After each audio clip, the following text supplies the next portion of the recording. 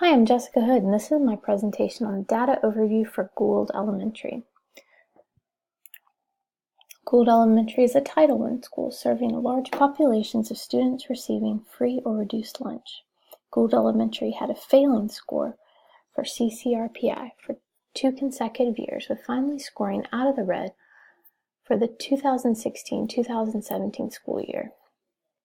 In 2015, Gould Elementary became an ESOL homeschool. Steady growth is evident among this population for the last 2 years. The purpose of this overview is to view our school's Georgia milestones data for the last 3 years and compare this data with the district and state for mathematics for 3rd grade. We'll review disaggregated data of students with disabilities, limited English proficiency, and gender groups. And finally, identify our strengths and weaknesses to help continue our upward trend in student achievement. A school overview. The student enrollment for the 2016-2017 school year was 753 students. 82% of students received free or reduced price lunch for 2017. 13% have limited English proficiency. Students with disabilities is 11.6%. The student mobility rate is 31.3%. And the current CCRPI score is a 62.5, a D rating. School enrollment is lower than it's been in the past, with 753 students. The percentage of students receiving free or reduced price lunch has remained consistent over the last 3 years.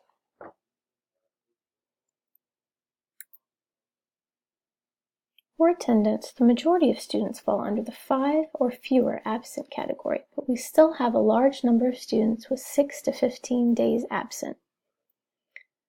For the 2016-2017 school year, we had 40% of absences in this category.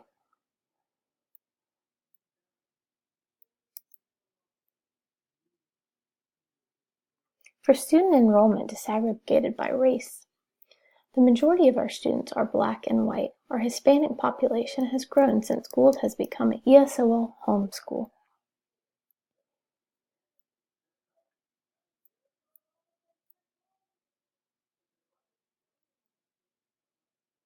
We have a large number of students that qualify for the early intervention program. Steady growth with our ESOL population, and we also have a high number of students with disabilities. If we look at our retention data, you notice that the large percentages of students are male. The highest race for retention is white, followed by Hispanic.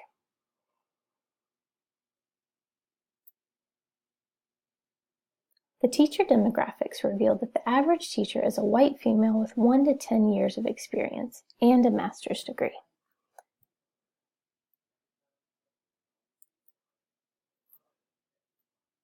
Let's look at the data. Today we will be looking at the Georgia Milestones Assessment end of grade, specifically the 3rd grade mathematics for the 2014, 2015, 2016 school year. Aggregated and disaggregated data, specifically students with disabilities, students with limited English proficiency, and gender subgroups. We look at this data because it's directly aligned with our school improvement plan goals.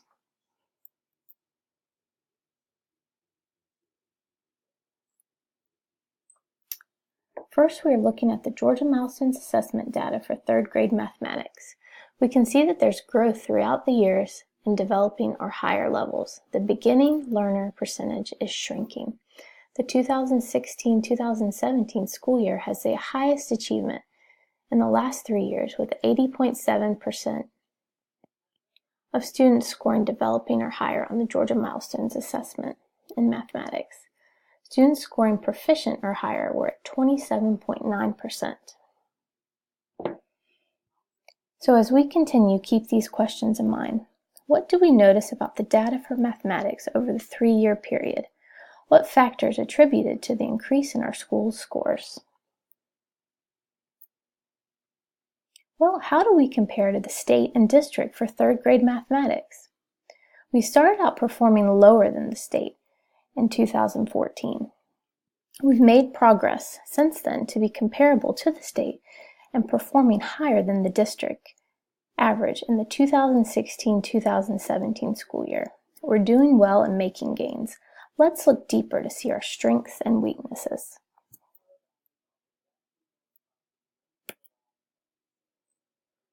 We're going to look at the data for developing learner and higher, and we're going to look at it with disaggregated by gender, students with disabilities, and students with limited English proficiency. First, we look at disaggregated data by gender. The biggest gap was between the 2014-2015 school year, and we had a gap of 28%, 15 students. The gap between the genders got smaller for the 2015-2016 school year, but in 2016-2017 the gap was larger again, with 15.6%, 12 students. We looked at data earlier that revealed the majority of the teachers at Gould Elementary are female, and then there's also a high level of male retained students. So keep this question in mind. How can we use this data to help meet the needs of our male student population?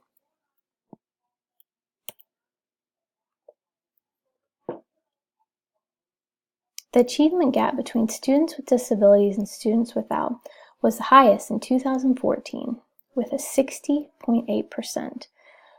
The gap is progressively getting smaller. In 2016-2017, the gap for developing learner or higher was 19.7% between the students with disabilities and students without.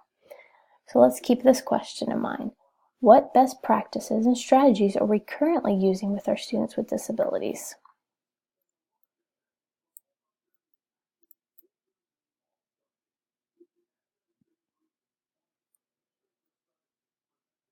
So we look at developing learner or higher for limited English proficiency. And we know that Gould Elementary recently became a home school for our ESOL population. Our population grew from 0 to 79 to 90 students in a 3-year period. And if you see, there's growth in student achievement among the ESOL population. In 2 years, we've seen a 7.7% increase in growth.